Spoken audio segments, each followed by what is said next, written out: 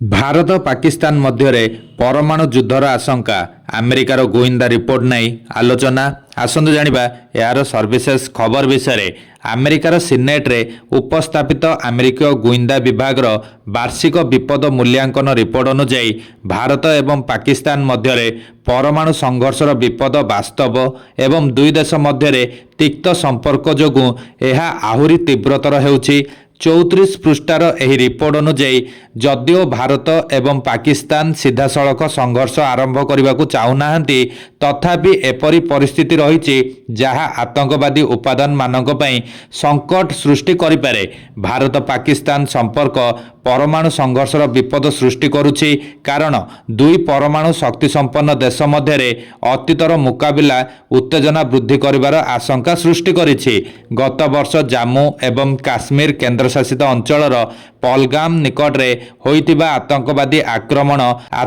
आक्रमणर विपद को सृष्टि करिथिला जहाँ संघर्षर परिणति होइथिला बोली डॉक्यूमेंट रे कुहा जायछि। राष्ट्रपति डोनाल्ड ट्रम्प का हस्तक्षेप संप्रति परमाणु उत्तेजना को ह्रास करिछि एवं आमे विश्वास करूछु जे उभय देश संघर्ष को फेरिबा को चाहूनाहांती किंतु परिस्थिति एपरि रहिछि जहाँ आतंकवादी उपादान गुडी को संकट सृष्टि करने को प्रोत्साहित करुछि। अफगानिस्तान रे पाकिस्तान विरोधी आतंकवादी गोष्ठी को उपस्थिति जोगु इस्लामाबाद वर्धित आतंकवादी हिंसा सम्मुखीन होउथिबा बेले पाकिस्तान एवं तालिबान मध्य संपर्क उत्तेजनापूर्ण रही एवं सीमा पार संघर्ष घटुची बोली डॉक्यूमेंट रे कुहा जायछि। अमेरिकीय गोइंदा मुख्य तुलसी गाबार्ड सांसद माननकु कहिथिले जे पाकिस्तान द्वारा विकसित होउथिबा दूरगामी बालास्टिक क्षेपणास्त्र रे अमेरिका को टार्गेट करुथुबा क्षेपणास्त्र अंतर्भुक्त होई पारे। सिनेट गोइंदा कमिटी सम्मुख रे साक्षात देई जातीय गोइंदा निर्देशक गाबार्ड कहिसंती